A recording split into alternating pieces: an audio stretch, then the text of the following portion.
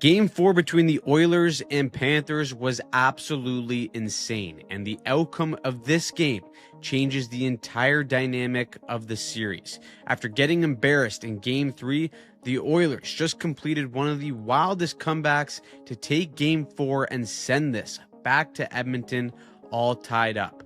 From a potential 3-1 series lead to a 2-2 series, this Cup final has been absurd so far. So, what the hell happened? Let's break it all down, but before we do, today's video is sponsored by Squarespace. Whether you're launching something new or just want to step up your online game, Squarespace has everything you need all in one place to build a standout website and grow your brand. With Squarespace, you can claim your domain, build a clean, pro-looking site, and manage everything in one spot. If you follow the channel all around through the season, you know how much we break down shifts, systems, all of it, but there's a ton of extra insights, context, and behind the scenes work that just doesn't make it into the videos. So I'm building something new on Squarespace for the offseason. It's going to be a deeper hub for coaches, players, and diehard fans who want to go beyond the surface and really study the game. The setup's been smooth. I've already played around with features like payments, shipping, and inventory. It's all baked in, and their AI-powered website builder gave me a great starting point without touching a single line of code. If you're building something new, Squarespace would be the first place I'd start. So head over to squarespace.com/hockeypsychology to get 10% off your first purchase of your website or domain,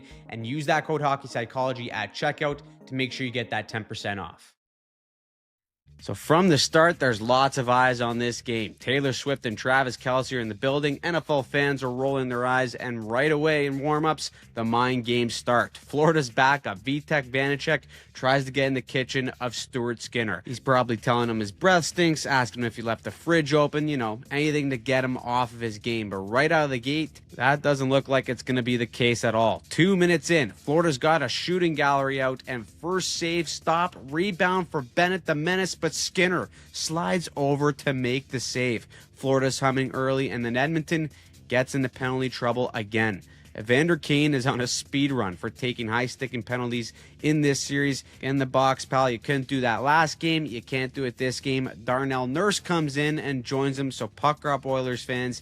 It's a 5-on-3 for a penalty kill that has just not been good. Right off the draw, two-man advantage. Tkachuk with enough time and space to pitch a tent and stay the weekend. He goes low blocker on Skinner, and not much you can do there if you're the goalie. The Oilers fail again to score the first goal of the game, which is a nightmare against a team like the Panthers, who can just shut you down as soon as they get the lead. The penalty troubles get worse too, as Ekholm high sticks the rat right in the schnoz, and Chris Knobloch is probably losing it. We've talked about it in games 1 and 3 about the weaknesses of the Oilers PK from a tactical point of view, but one word to describe it right now is just flat out disconnected. Any PK formation, whether it's a diamond, box, or triangle +1 like Edmonton plays, only works if there's cohesion in its execution. Lately, the Panthers have just been picking apart the seam between the triangle and the +1 by using the bumper, and they do it again on goal number 2. The motion from Ekblad off the blue line to the far post is going to prompt Kapanen at the top of the triangle to shift down low and take away the cross-ice pass. That means the bumper is left wide open. The motion of Florida causes a stir, rebounds for chaos, and Tkachuk again. The garbage man picking up the trash for his second goal, and this one may be over before it even started. Edmonton is just trying to go into period 2 to reset, but Florida doesn't let them breathe. The Panthers chip it in, and Verhaeghe is on defenseman Troy Stecher quick, and Stecher just got back in the lineup to replace John Klingberg. The reverse play here is the right play with Nurse as support, but the swing and a miss, strike one. He fans on it completely, and now it's panic at the disco. Verhaeghe right out in front to Anton and Uncle Lindell, and they score 3-0, and that is a backbreaker at the end of the period, and everyone at this point is just saying it's as good as over. The Panthers look like an unbeatable machine, pure Terminator mode. These guys are insane, and at the start of the second, the Oilers replace Stuart Skinner with Calvin Pickard to change up the mojo. And it looks like it starts to work as Edmonton gets their turn to cook on the power play. They get into their 5-man spread, and some puck moving up top gets these two killers in the diamond to flex out enough to create a gap.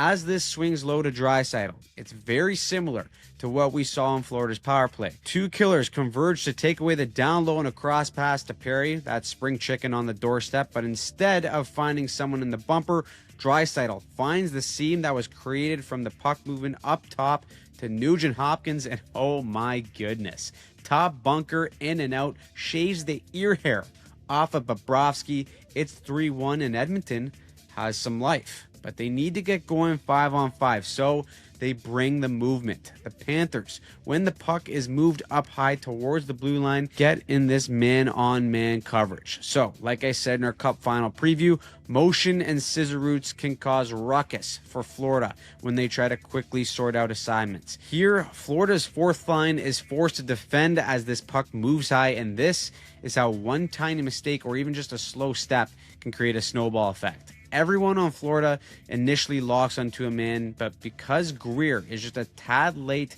to get into that lane, Gadjevich decides to fill that spot and block a potential shot. It's not the wrong play, but it is a reactionary play as Ekholm does a great job of selling that shot and orchestrating that whole thing, but at the same time, Nurse activates off the blue line. Ekholm goes to Nurse, and now he's got room because Gadjevich stayed in the shot lane. Nurse with that little bit of room, and oof, Bob's going to have no more ear hair after this series. Upstairs again, Jeff Skinner pats Kulikov after to say nice minus, pal. And Edmonton has planted the seed of doubt. Then McDavid almost scores one of the most sickening goals we would have ever seen. He goes under the stick. The D slips on a banana peel, but Bobrovsky says not today. The Oilers, though, they keep it coming. Off a face-off win. Nurse again activates off the blue line. He keeps it simple by getting it to the net on the bend, and it's Podkolzin. Podkolzin, the goal is in the net. The Oilers come all the way back to tie the game at the end of the second after coming into this one down by 3. This series is wild, and buckle up because we ain't done. In this game, the Oilers forecheck did their job and the depth comes through. Watch here as the Panthers love to have tight support in their own end on the breakout, but the F2 forces the bump pass to Barkov to be in his feet. And the F3 for Edmonton, and Henrique is all over that. He comes in like a missile, forces Barkov to bobble the puck. Turnover, Kapanen on Main Street, but Wallman is on Broadway, tickling the rafters, saying, give me the fucking puck. He gets it and blasts one through Bob. The Oilers have taken a 4-3 lead. The swings in this game are top-notch, but grab a Red Bull because Florida pulls the tendy, and here's how important playing the puck can be on the forecheck as a goalie. Pickard comes out to play it, whiffs on advancing the rim, and it just buys enough time for Florida to set all their traps on the wall. Turnover, bad to worse quickly. Bennett with a lovely dish. Reinhart sends it to Tkachuk, full-on fire drill. Pickard is lost at sea, and Samson Reinhart ties the game, of course. 19.5 seconds left. What a game. We're going to OT, baby. Of course, as well, OT is heart attack city. Close calls both ways. Both teams hit the post. Calvin Pickard, huge stops in overtime. But then the Oilers get the look they want on a stretch pass. They go north and across quickly with a one-touch dish from Podkolzin to Draisaitl. He dips the shoulder, one-handed shovel pass. It goes off of Mikkola and between the legs of Bobrovsky. Oh, no. Leon Draisaitl, the German doctor, is this game's luck boy, Illinois. Lucky to be good, good to be lucky. Who cares if you're Edmonton? They complete a wild comeback and tie this series at 2. Now, post-game thoughts heading into Game 5. First was Calvin Pickard. This guy came in cold turkey and cheese sandwich at the start of the second and was lights out for Edmonton. His style is similar to my drunk uncle playing road hockey, but he competes incredibly hard and has been consistently clutching these playoffs as he's a perfect 7-0. Skinner, I didn't think was all that bad in period 1. He made some huge saves, but they had to switch up the vibe. Now the question becomes, who do you start in Game 5? Skinner didn't play bad, but Pickard just came in and stole the show. I think they probably go with Pickard, but as an organization, Skinner's their guy, so who knows? Tactically, the Oilers did a much cleaner job of getting through the neutral zone and establishing their forecheck in this game. Instead of trying to carry it through the layers of Florida, they were content with chipping it in and playing the quote-unquote Florida brand of hockey. They had aggressive Ds on the wall, turnovers below the goal line, and a no BS approach when it comes to taking care of the puck in the neutral zone. As for the Panthers, blowing a 3-goal lead is tough, but this team is still mentally made out of titanium. They are the Cup champs for a reason. When Florida is at their best, their gaps are suffocating. We of course saw flashes of this in Game 3, but as Tkachuk said post-game, there's too many instances in Game 4 where they got stretched out and gaps weren't as tight as they were in Games 2 and 3. That right there is the difference, and either way, this series heads back to Edmonton 2-2, and based on how great these two teams are, that's exactly how it should be. So, what did you think of Game 4? Who pissed you off? Who surprised you? Who do you think is going to take Game 5? Let us know in the comments down below.